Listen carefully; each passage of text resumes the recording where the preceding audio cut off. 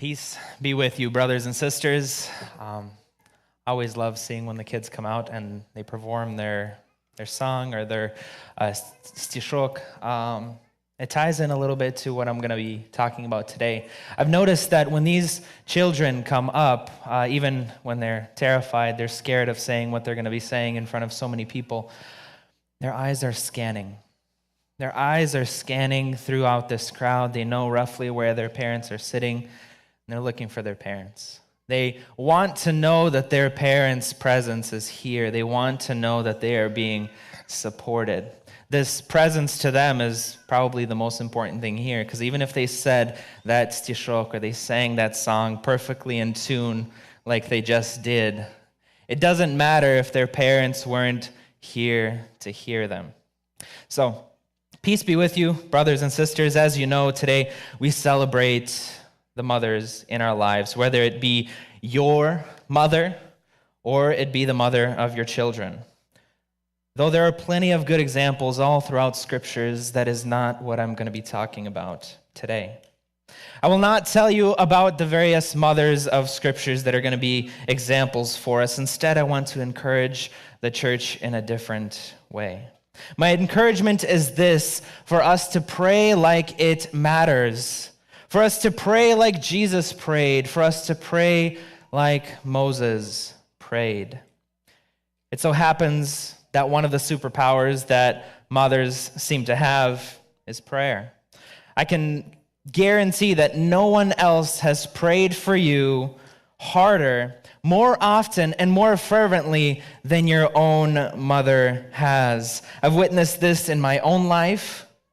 When I would get in trouble in school and my mom would have to come and pick me up, I would tell her, "Mom, I just don't understand. I don't get it. It's not fair."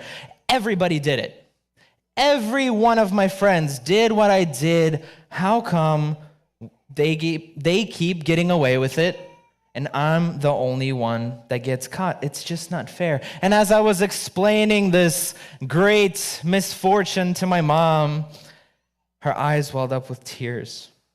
And she says, "You get caught because I pray for you. I pray for the Lord to stop you." And I must have thought to myself, "Can you stop, please?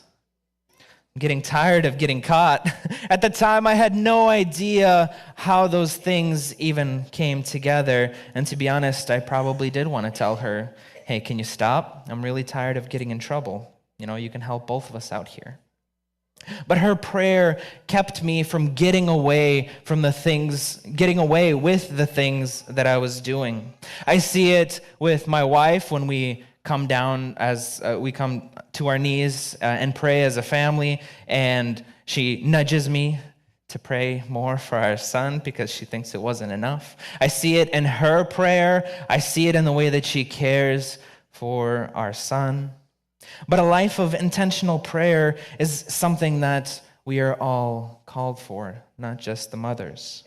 So today, before I begin, church, I want to ask you, how is your prayer?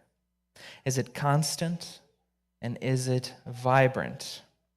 Or is it lacking and is it sickly? Do you have a special place to go and pray? Or does it happen horizontally moments before you fall asleep? The outline I have for today begins with the purpose of prayer, the actions of prayer, and, of course, the effects of prayer. Starting off, of course, with the purpose of prayer. And I believe this is to be the most important point, because if we don't get this right on, if the purpose of our prayer is misaligned, if it's for the wrong purpose or for our own selfish desires, well, it'll fall flat on its face. It'll have no meaning. So I would like to read from Exodus chapter 33. I will be reading pretty much the entire chapter. So if you would like to follow along, please open your Bibles to Exodus chapter 33.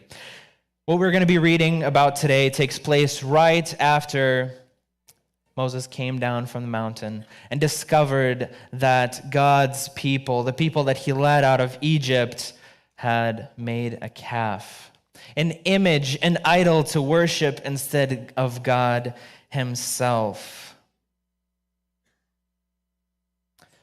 when the Lord said to Moses, "Depart and go from here, you and the people whom you have brought out of the land of Egypt to the land of which I swore to Abraham, Isaac, and Jacob, saying, to your descendants I will give it.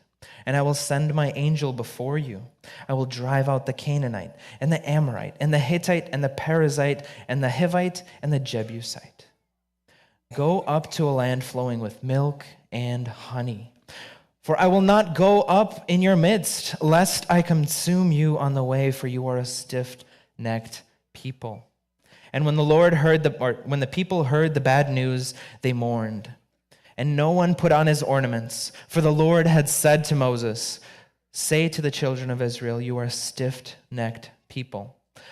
I could come up into your midst in one moment and consume you. Now therefore, take off your ornaments, that I may know what to do with you."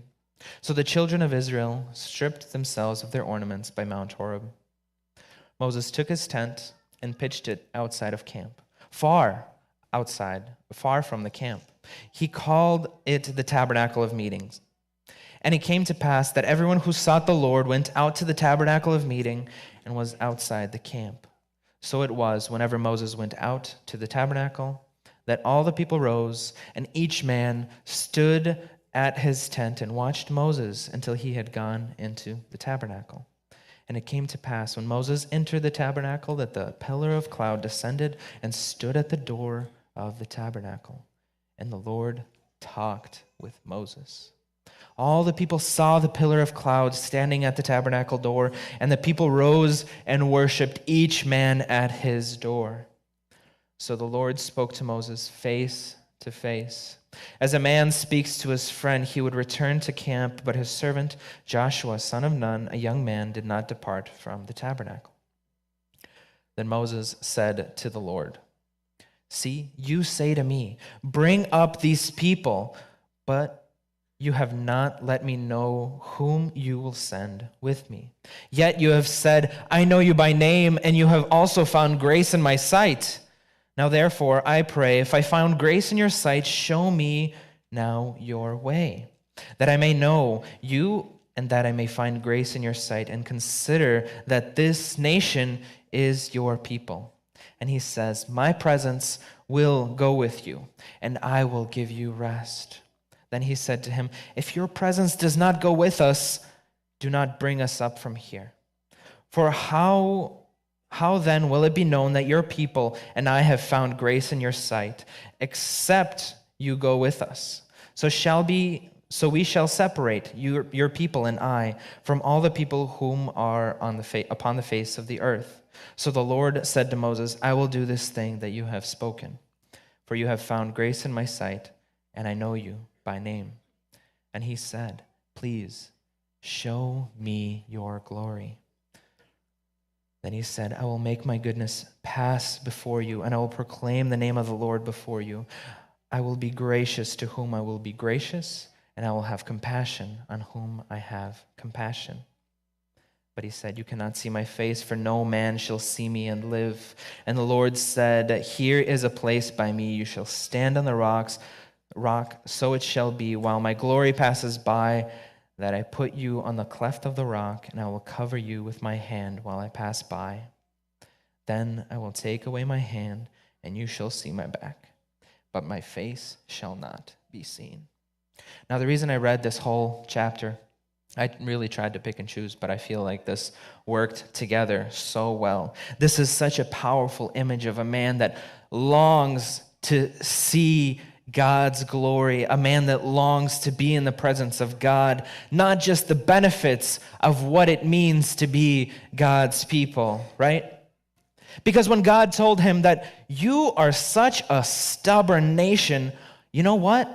I'm not even going to go with you. And it's for your own good, because I might just destroy you.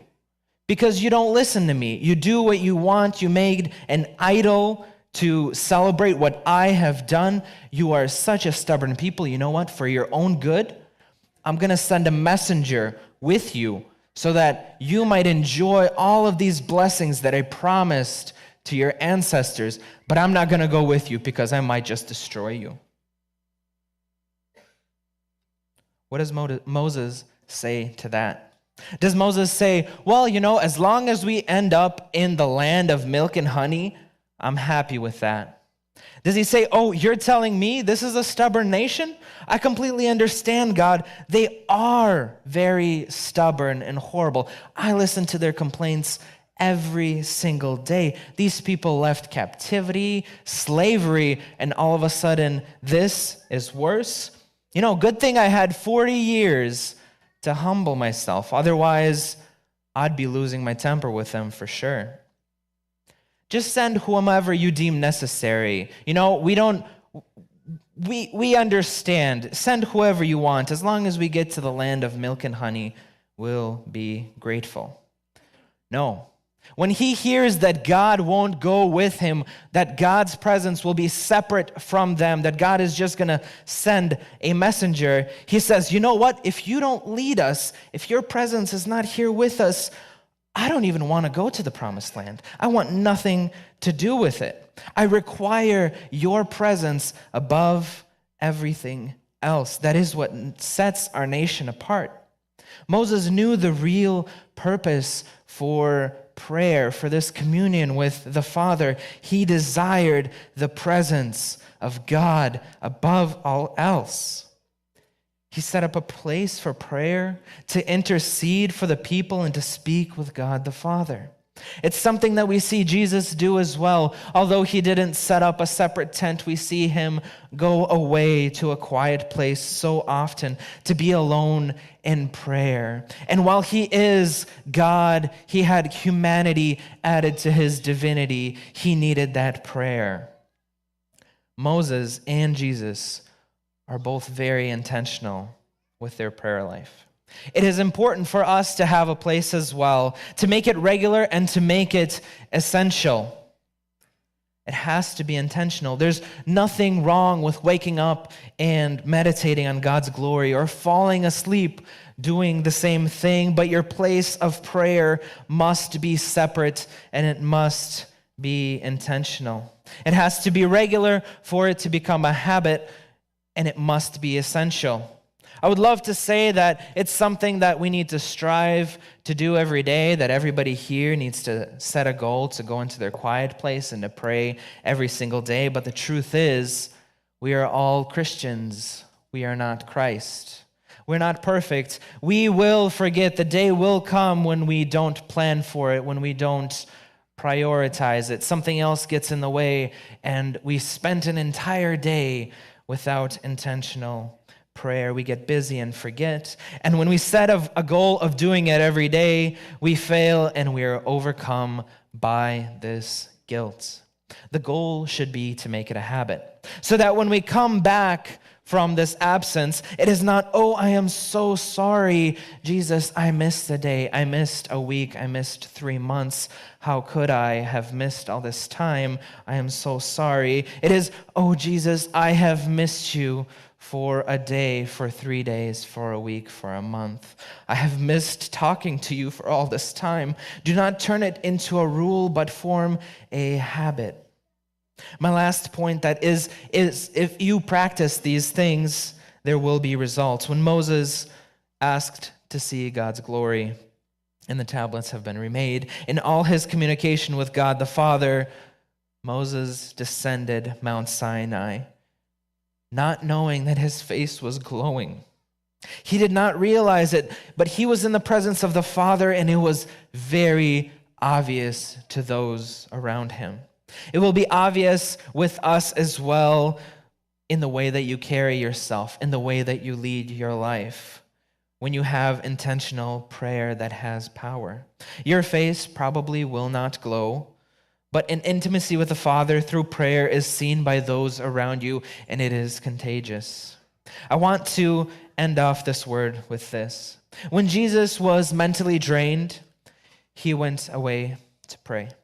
When he was spiritually drained, he went away to pray. When he was mourning, he went away to pray. When he was making huge decisions, Jesus went away to pray. And when he was at death and torment's doorstep, Jesus went away to pray. How arrogant of us to spend a day without it. It is a boast against God himself. Now, if you've been intentional with your prayer, good. I'm ecstatic to hear that. But if it's been something that you've been skipping, maybe intentionally or not intentionally, it started off maybe with a few days and now you're at a few months with nothing but the hungry man's prayer because of the shame of knowing how long it has been. I would like to invite all of you to stand in prayer with me right now. And remember, let it not be, I am so sorry that I have missed X amount of days, but let it be, Jesus, I missed you. Let us pray.